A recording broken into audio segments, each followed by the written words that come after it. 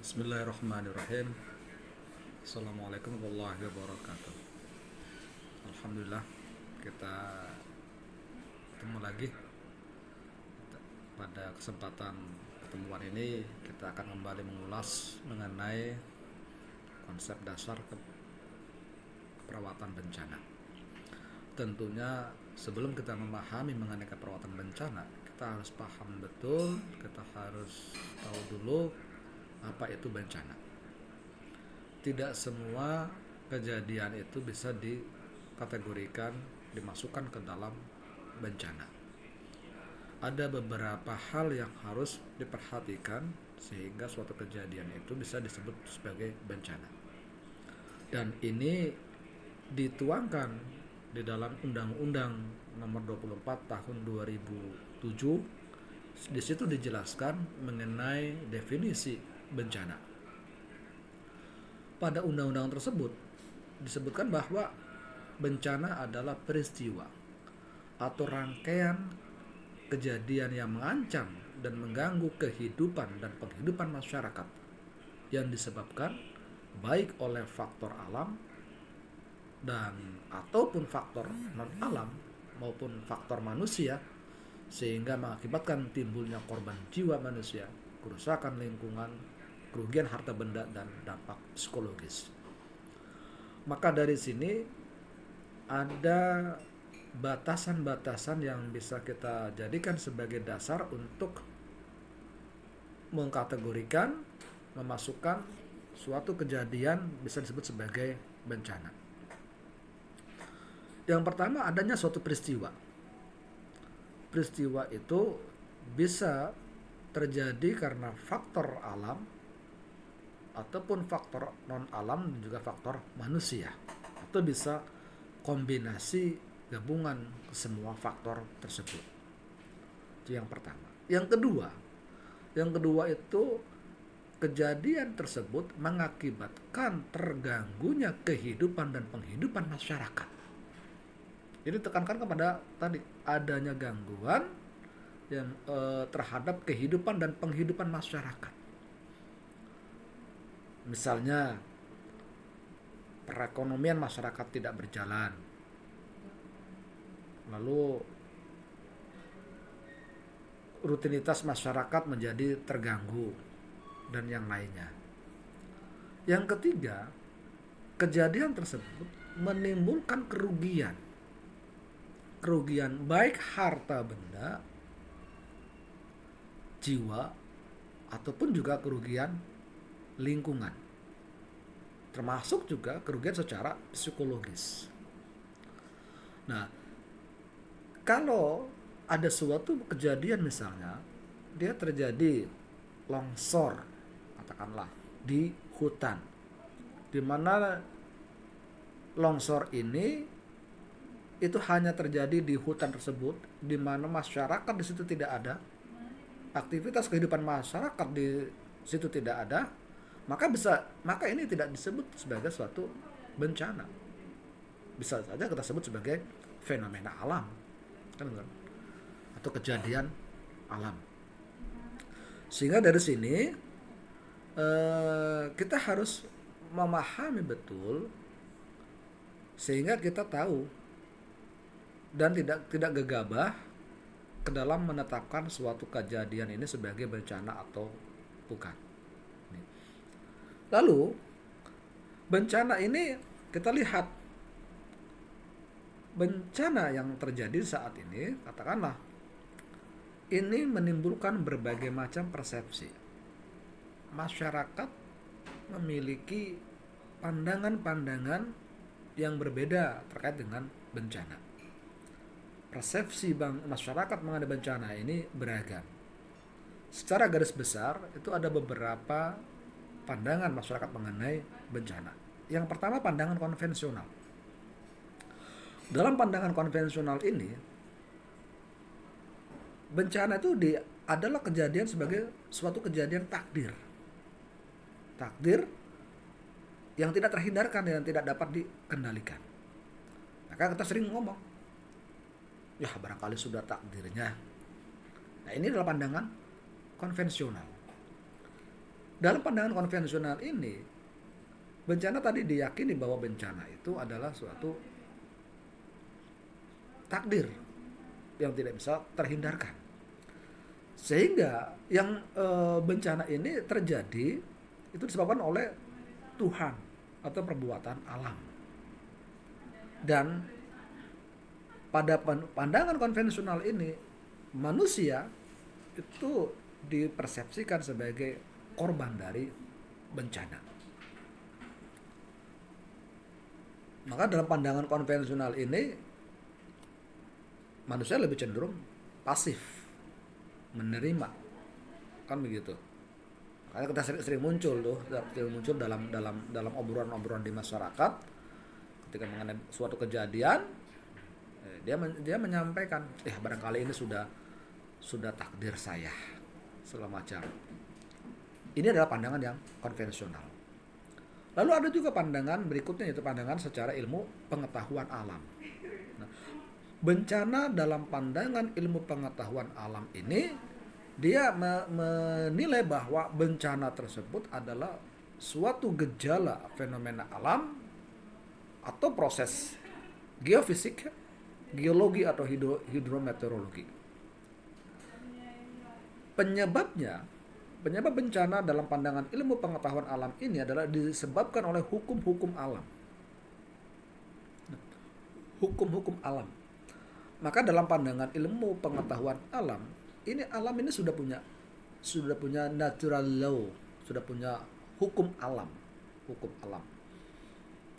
Misalnya hutan atau pohon itu punya hukum alam di mana dia berfungsi untuk menyerap air, menahan tanah, mensuplai, memenuhi kebutuhan oksigen.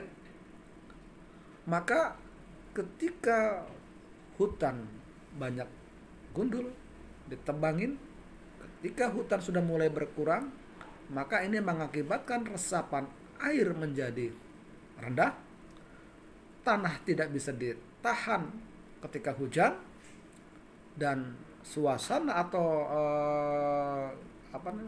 hawa yang kita rasakan panas.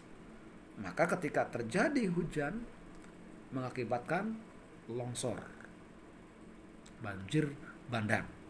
Ini adalah kejadian bencana yang bisa dijelaskan secara hukum alam. Sehingga di sini dalam pandangan ilmu pengetahuan alam, datangnya bencana itu dapat dijelaskan berdasarkan teori-teori dari ilmu pengetahuan alam. Kayak tadi misalkan. Iya kan? Dan negara kita ini mengenal 2 musim, yaitu musim kemarau dan musim penghujan. Di dalam kedua musim ini itu ada hukum alam yang sudah disiapkan, sehingga memang negara kita ini karena ada 2 musim ini, maka alamnya pun mendukung sebenarnya. Karena kita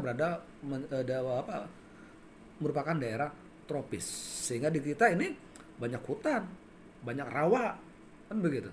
Banyak hutan, banyak rawa. Ini sebenarnya adalah sudah didesain oleh Allah Subhanahu wa taala bahwa alam Indonesia ini alam yang luar biasa. Kita hanya mengenal 2 musim, maka alam dipersiapkan untuk 2 musim tadi. Indonesia penuh dengan hutan dan rawa. Tapi tadi karena terjadi perubahan berbagai macam faktor penyebab, sehingga hutan menjadi berkurang, rawa-rawa menjadi hilang, sehingga ketika musim hujan, kejadian bencana banjir tidak bisa terelakkan. Maka kita lihat kejadian banjir ketika musim hujan. Lalu juga musim kemarau. Musim kemarau berarti curah hujan yang sudah mulai berkurang ataupun juga tidak ada. Alam Indonesia ini sebenarnya sudah didesain, karena tadi adanya hutan pohon ini, maka dia dan rawa ini, maka dia menjadi penyimpan air Sehingga ketika datang musim kemarau, kebutuhan air itu tetap dapat dipenuhi. Tapi karena memang perubahan lingkungan yang terjadi di kita, mengakibatkan ketika musim kemarau, bencana kekeringan di mana-mana. Ini sebenarnya sudah bisa diprediksi kejadian bencana dalam pandangan ilmu pengetahuan alam. Lalu ada juga pandangan yang lain mengenai bencana, yaitu pandangan menurut ilmu terapan. Dalam pandangan ilmu terapan ini adalah bencana ini merupakan fenomena alam yang tidak dihadapi oleh infrastruktur materi yang kuat dan memadai. Dan bencana dalam pandangan ilmu terapan ini terjadi disebabkan karena kurangnya infrastruktur, sarana dan materi fisik yang kurang memadai. Nah, ini sebenarnya adalah pengembangan dari pandangan ilmu pengetahuan alam yang dipraktekkan ke dalam ilmu terapan. Sehingga dalam pandangan ilmu terapan ini, terjadinya bencana atau mencegah bencana ini terkait dengan infrastruktur dan materi yang tidak memadai. Misalnya gini, kita sudah tahu nih, dua musim penghujan dan musim kemarau. Maka ketika musim penghujan, curah hujan tinggi,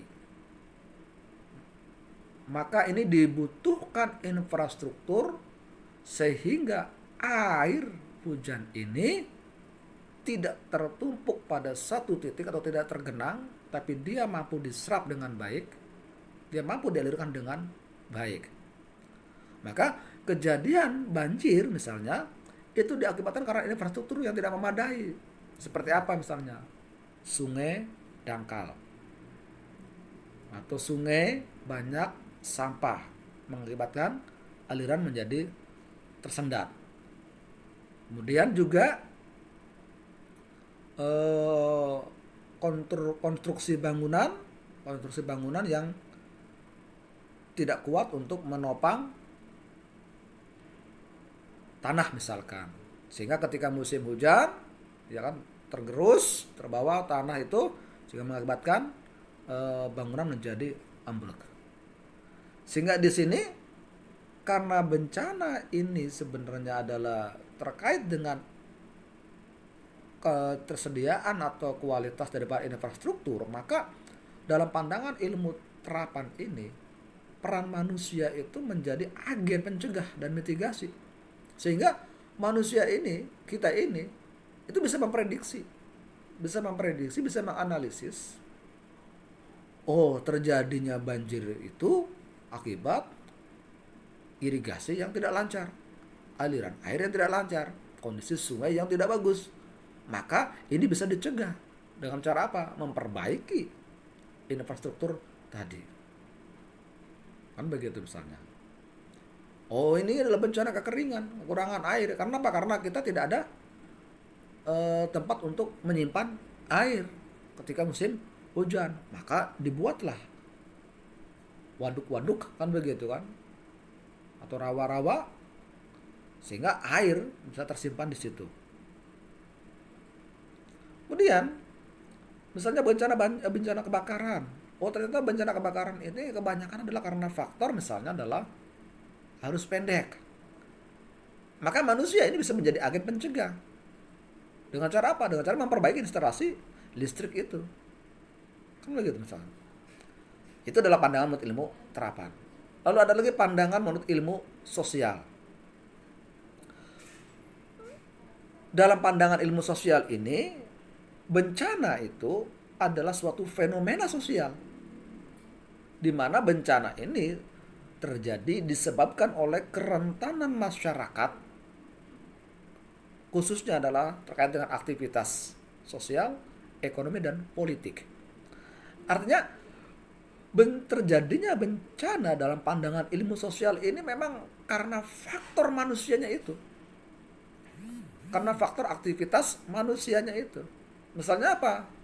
Karena faktor ekonomi, ya kan? Maka lahan-lahan beralih fungsi, atau karena faktor politik, di mana kebijakan yang dibuat misalnya tidak mendukung terhadap penguatan upaya pencegahan misalkan, kan begitu kan? Atau tata ruang wilayah, tata ruang kota, kan begitu. Ini adalah kondisi-kondisi yang bisa mempengaruhi terhadap terjadinya bencana dalam pandangan ilmu sosial. Sehingga dalam pandangan ilmu sosial ini, terjadinya bencana itu ancamannya dapat diprediksi. Dan bencana itu terjadi ketika masyarakat rentan secara sosial, ekonomi, dan politik. Maka di sini peran manusia dalam pandangan ilmu sosial itu adalah sebagai agen kesiapsiagaan. Itu adalah dalam pandangan ilmu sosial. Lalu juga yang terakhir, bencana dalam pandangan holistik. Dalam pandangan holistik ini yaitu pandangan yang mengcover semua pandangan-pandangan yang tadi saya sebutkan. Jadi dalam pandangan holistik ini, bencana itu adalah suatu peristiwa yang kompleks dari fenomena alam dan perilaku manusia. Jadi dua kondisi menjadi satu, di mana bencana ini adalah terjadi terkait dengan fenomena alam dan perilaku manusia. Sehingga di sini terjadinya bencana itu penyebabnya adalah karena adanya ancaman atau gejala alam, di mana ancaman ini memiliki andil terhadap bencana. Namun perilaku manusia berpengaruh besar terhadap terjadinya bencana. Tadi gejala alam secara natural ada, tetapi diperparah dengan perilaku manusia. Misalnya tadi, ya, contoh misalkan bencana longsor, gejala alamnya ada, yaitu hujan, ya kan, daerah perbukitan. Lalu diperparah dengan perilaku manusia. Misalnya apa? Alih fungsi lahan di atas atau di bukit, kan begitu. Hutan-hutan yang ada di bukit, yang di atas itu ditebangin. Sehingga apa? Sehingga kejadian longsor makin lebih cepat, makin lebih mudah. Begitu. Sehingga di sini manusia ini menjadi agen yang aktif dalam bencana. Oleh karena itu dalam pandangan holistik ini ditekankan kepada manusia itu. Manusia mempunyai andil besar, memiliki peranan yang sangat penting dalam upaya pencegahan dan penanggulangan bencana. Karena tadi bencana itu selain adanya gejala alam juga diperbesar pengaruhnya oleh perilaku manusia.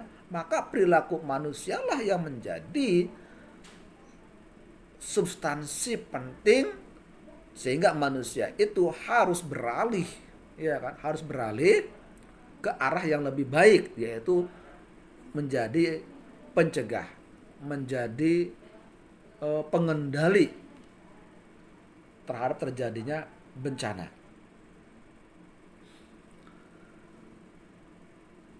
Semua kejadian bencana ini yang terjadi di sekitar kita ini dapat diklasifikasikan secara besar ke dalam dua golongan.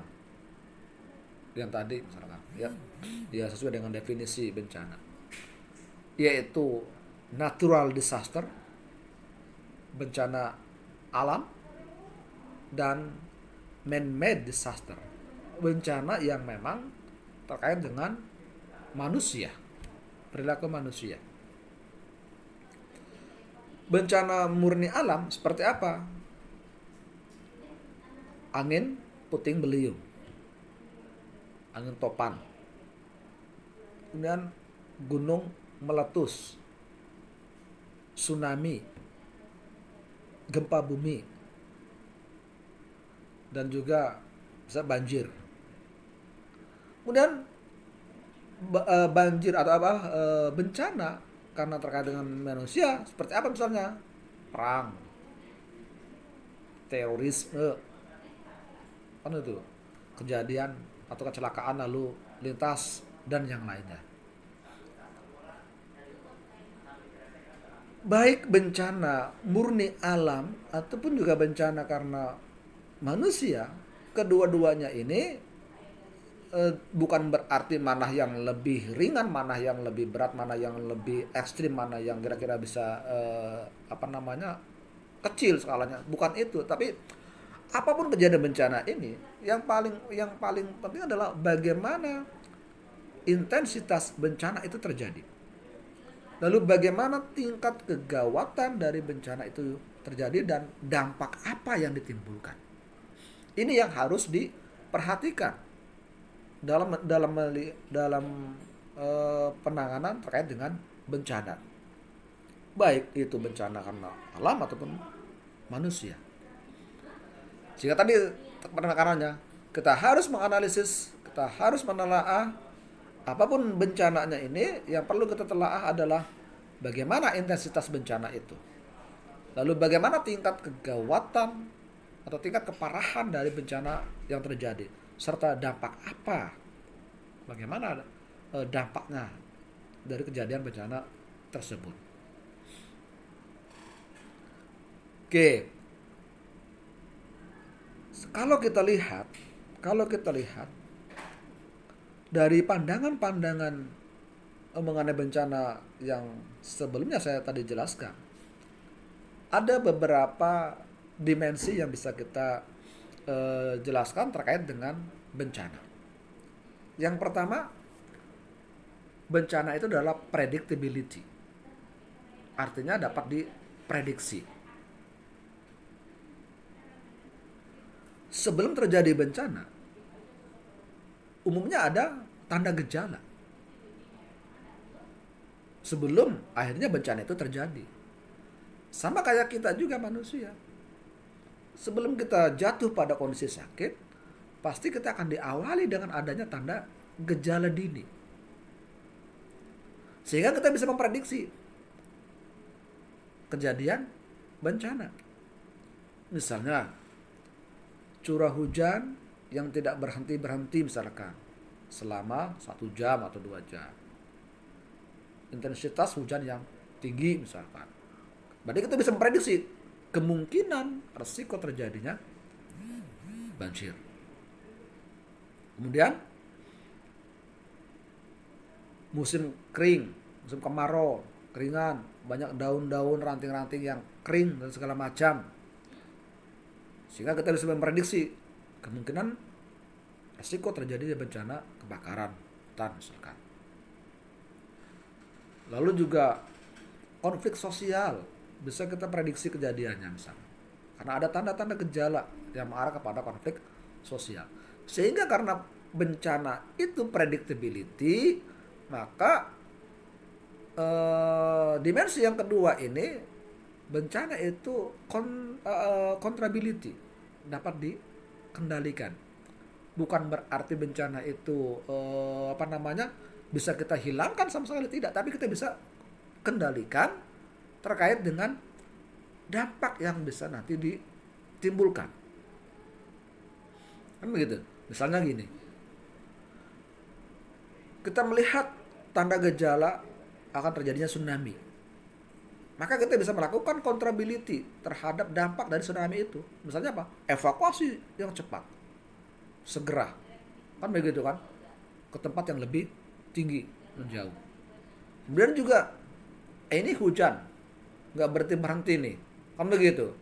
Lalu air di halaman rumah misalkan sudah naik misalkan, oh berarti ini kemungkinan akan terjadi banjir, maka segera lakukan, kendalikan, ya, kendalikan mengenai dampak yang bisa ditimbulkan dari bencana tersebut. Dan Ketiga, dimensi bencana yang ketiga adalah frekuensi. Artinya kejadian bencana itu biasanya berulang. Contoh misalkan gunung meletus. Ini bisa akan terulang. Gunung kembali meletus. Kemudian juga banjir bisa terulang. Kemudian dimensi yang keempat dari bencana itu adalah kejadian bencana biasanya ada waktunya. Misalnya bencana banjir, ya waktunya ketika hujan. Kan begitu misalkan. Longsor, juga waktunya ketika hujan. Seperti itu. Dan dimensi yang terakhir dari bencana adalah terkait dengan lingkup dan intensitas daripada bencana tadi. Jadi dimensi-dimensi bencana inilah yang harus kita perhatikan. Sehingga kembali lagi bahwa manusia memiliki peranan yang sangat penting terkait dengan penanggulangan bencana.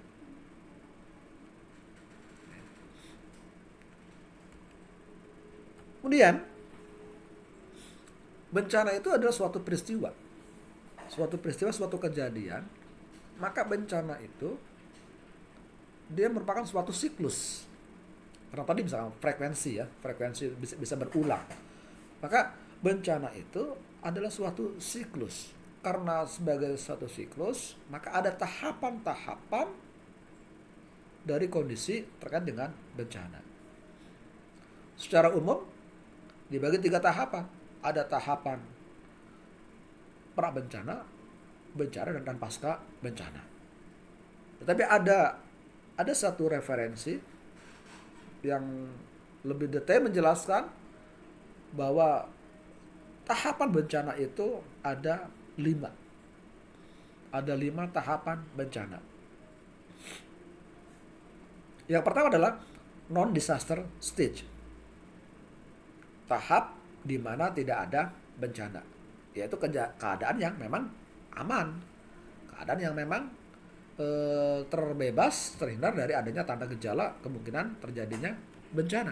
Ini adalah non-disaster stage. Dan yang kedua adalah pre-disaster stage. Di mana pada tahap pre-disaster stage ini sudah mulai terjadi adanya tanda gejala. Tapi bencana itu belum terjadi. Nah, ketika bencana itu terjadi, maka masuk pada tahap yang ketiga, yaitu impact stage. Ya kan? Impact stage, di mana bencana itu terjadi. Setelah bencana itu terjadi, berhenti, maka masuk pada tahap berikutnya, yaitu emergency stage atau post impact stage. Di mana di sini sudah mulai dilakukan upaya-upaya penanganan yang emergency, evakuasi, kan begitu kan, pertolongan pertama dan yang lainnya. Setelah itu selesai, maka akan masuk pada tahap yang kelima, yaitu tahapan reconstruction stage atau recovery stage. Itu tahap pemulihan pasca bencana. Semua siklus ini akan terulang seperti itu. Kita akan lihat satu persatu dari masing-masing tahapan bencana tadi. Yang pertama adalah tahapan non-disaster stage. Pada tahap ini itu waktu yang paling bagus yang digunakan untuk bagaimana mempersiapkan selagi bencana itu belum terjadi. Apa yang perlu disiapkan? Kemampuan masyarakat, kesiapsiagaan masyarakat, lalu melakukan inventarisir kapasitas yang ada di masyarakat dan juga kebijakan-kebijakan, mitigasi, kesiapsiagaan dan yang lainnya. Jadi semua upaya-upaya preventif, pengurangan risiko bencana, upaya-upaya penguatan kapasitas pencegahan masyarakat terhadap bencana ini paling bagus dilakukan pada kondisi non-disaster stage. Kemudian tahap yang kedua pada tahap pre-disaster stage ini hal yang sangat penting yaitu mengenali tanda gejala terhadap terjadinya suatu bencana. Pada tahap ini, tanda gejala yang mengarah bencana muncul, tetapi bencananya belum terjadi. Maka di sini yang paling penting adalah kita lakukan peringatan dini.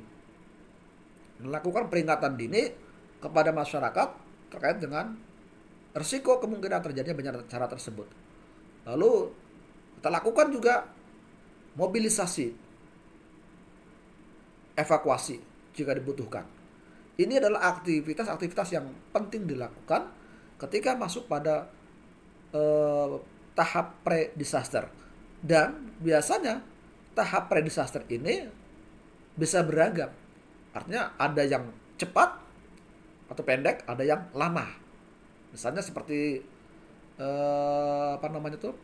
kejadian banjir atau longsor, ini pre-disaster stage-nya bisa jadi lebih pendek. Tapi kalau misalnya kejadian kayak gunung meletus, ya ini pre-disaster stage-nya lebih lama. Sehingga kecepatan melakukan peringatan dini, mobilisasi dan evakuasi ini sangat mempengaruhi terhadap dampak bencana yang ditimbulkan. Lalu yang ketiga adalah tahap impact stage. Ya. Pada tahap ini bencana itu terjadi. Ya, bencana itu terjadi. Sehingga pada kondisi tahapan impact stage ini, hal yang penting dilakukan adalah lakukan rapid assessment, lakukan kaji cepat terhadap kerusakan yang ditimbulkan, tipe atau jenis kerusakan yang ditimbulkannya, lalu korban-korban yang luka, dan juga kebutuhan apa yang dibutuhkan segera oleh masyarakat. Ini harus segera dilakukan rapid assessment tadi. Kemudian pada tahap yang keempat, tahap emergency stage, maka disinilah mulai dilakukan respons terhadap efek bencana. Maka disinilah dilakukan tindakan-tindakan untuk memberikan pertolongan kepada masyarakat. Dan penolong yang utama adalah masyarakat itu sendiri. Karena biasanya bantuan dari luar itu datangnya memang berikutnya datang. Tidak segera. Karena apa? Karena bisa jadi terkait dengan cepat tidaknya informasi itu tersampaikan ke khalayak di luar. Maka dari sini penting setiap masyarakat, setiap orang itu bisa menjadi penolong untuk dirinya dan juga untuk keluarga dan lingkungannya. Maka penolong yang utama adalah ya masyarakat itu sendiri sebelum datangnya bantuan dari luar. Termasuk juga bantuan datangnya dari tim rescue, ya kan, tim SAR dan yang lainnya. Lalu tahap yang kelima adalah reconstruction and recovery stage. Pada tahap pemulihan ini, disinilah sudah mulai dilakukan berbagai macam upaya-upaya untuk mengembalikan kembali kehidupan masyarakat kembali normal seperti sebelum terjadi bencana. Walaupun normal ini tidak bisa sama dengan keadaan sebelum bencana itu terjadi. Tapi setidaknya aktivitas kehidupan dan penghidupan masyarakat sudah mulai kembali aktif. Disinilah dilakukan upaya-upaya perbaikan infrastruktur, upaya-upaya penguatan secara psikososial dan yang lainnya. Saya kira itu barangkali sebagai pengantar dasar untuk pertemuan kali ini terkait dengan konsep dasar bencana. Semoga apa yang tadi disampaikan bisa dipahami, dan bila ada yang kurang dipahami silakan untuk menanyakan. Saya akhiri. Assalamualaikum warahmatullahi wabarakatuh.